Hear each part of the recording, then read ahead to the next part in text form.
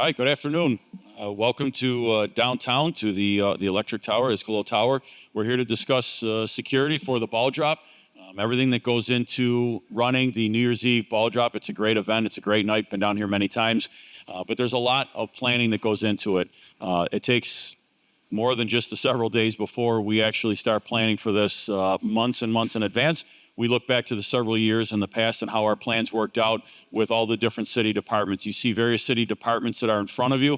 There are other agencies that are not here that are also working within our planning. This takes the efforts of not only the city departments. We work with the Sheriff's Department. We work with the New York State Police. We work with the FBI on threat pictures, intelligence. Again, there's a lot to go that's to make this a safe and fun and happy event as it should be. We want to let everybody know that the event starts down here at 10 p.m. However, road closures are going to begin down in this area starting at approximately 10 a.m. There's a lot of logistics, a lot that has to be set up, stage gets set up. Those rolling road closures, as I said, will begin at 10 a.m. It has been sent out on our social media, a map showing everything, the different streets, what's blocked. It's the same as it is every year, so there's really no surprise or no additional road closures that are coming in. I won't go through them all in chapter and verse here because you have them out on our socials and has been sent to the media. We look at part of those road closures and how we can harden that target, how we can make sure that everybody is safe within the confines. Obviously, when you're looking at 3,000 or more people coming into Roosevelt Plaza to watch the event, we want to make sure that they're safe. And how we do that, we will take DPW plow trucks, other heavy equipment trucks, and we stage them on the outer perimeter to make sure that they can prevent any vehicle ramming, any accidental drive-throughs, anything of that nature. So we make sure that we do harden that target. You are going to see a significant police uniform presence, as you always do. We will also have our SWAT team down here. The SWAT team is on the inner perimeter, the outer perimeter, and also overhead watch. We want to make sure that they're looking down on everybody to make sure that we have a safe event. We have the partnership with the Erie County Sheriff's Department and their bomb ordnance group. Any suspicious packages, anything that were to come in, we already have them on site. They're already here that can address anything that may pop up.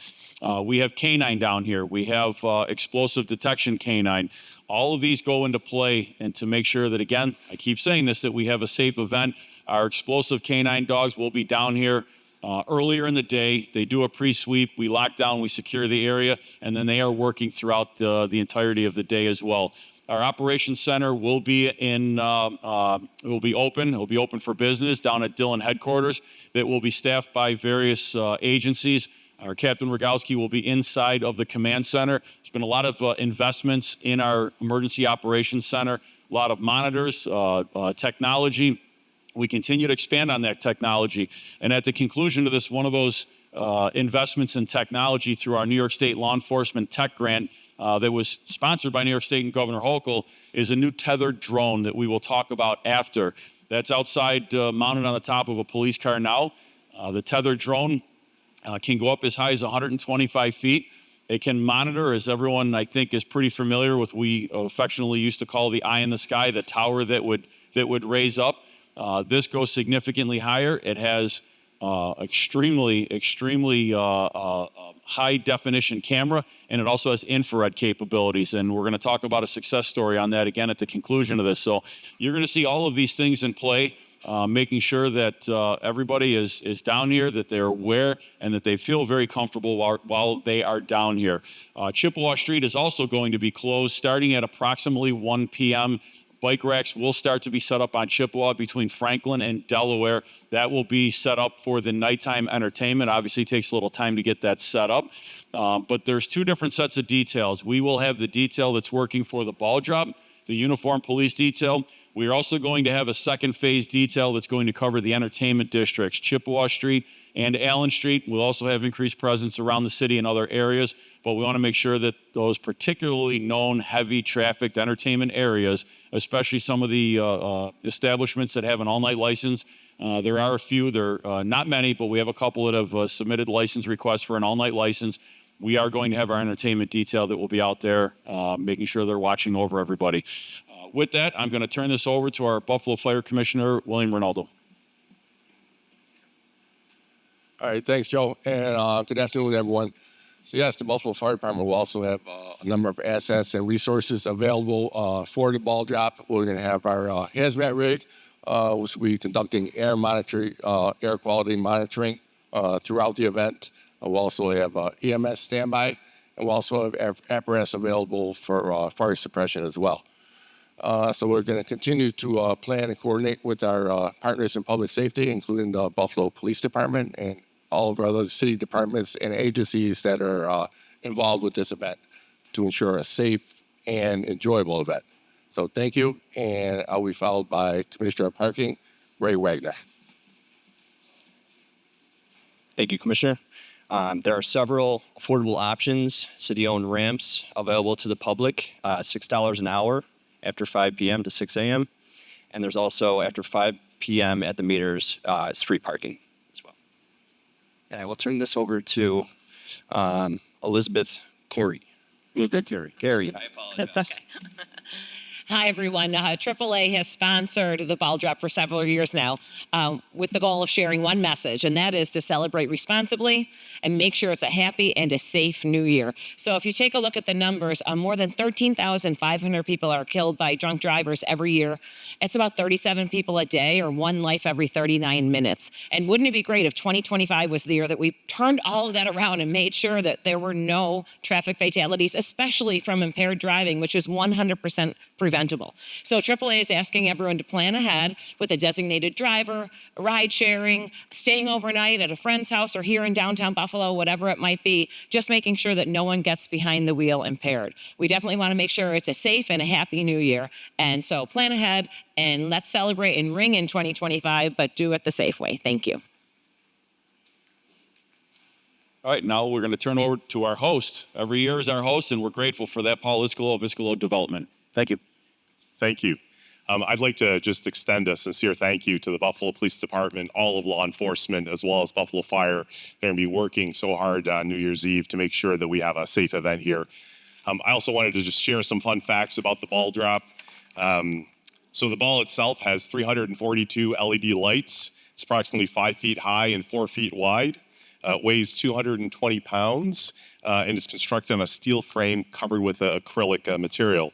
The ball on New Year's Eve is going to travel 108 feet down the face of the electric tower. It's going to take approximately 1 minute and 14 seconds to make its journey when it comes to its final resting spot precisely at midnight, ringing in the new year. So we look forward to seeing everybody down here for New Year's Eve. Thank you.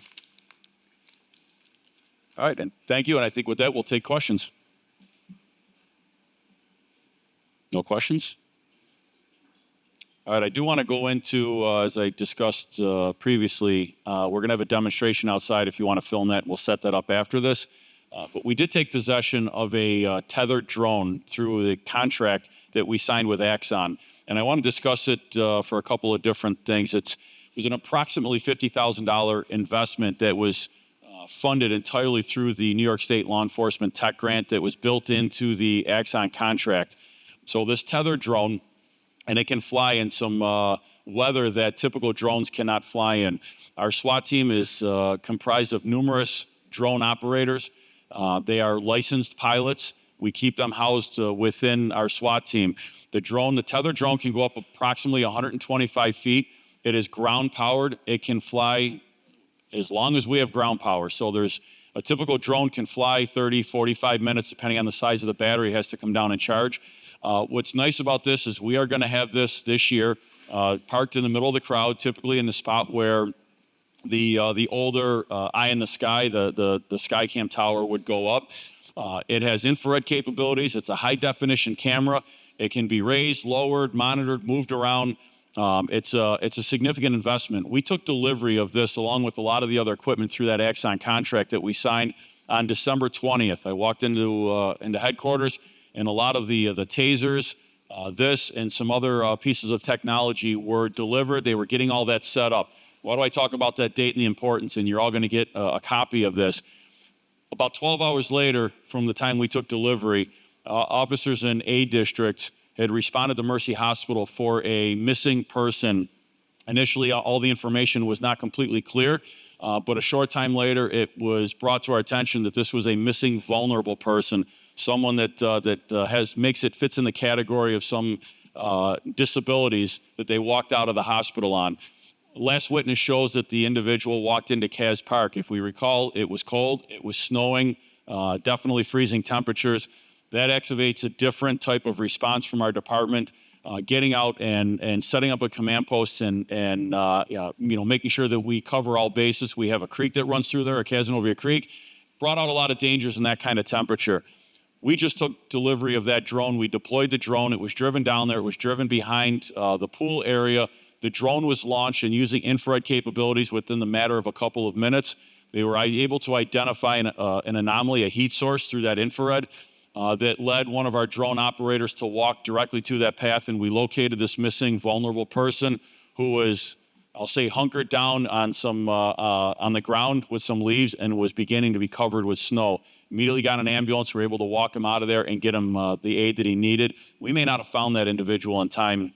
Within 12 hours of taking delivery of this new tethered drone, it already proved its effectiveness. So, a lot of discussions on drones.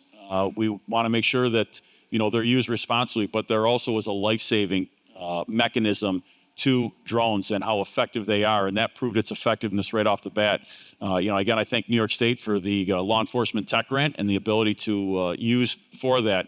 So again, at the conclusion, which we are wrapping up unless there's any other questions, you can set up your cameras outside, and it's flying right outside. And then Lieutenant Timothy Perrott is one of our SWAT members. He's a licensed drone pilot, one of our main drone pilots, and he will be able to answer any of the technical questions you have on that.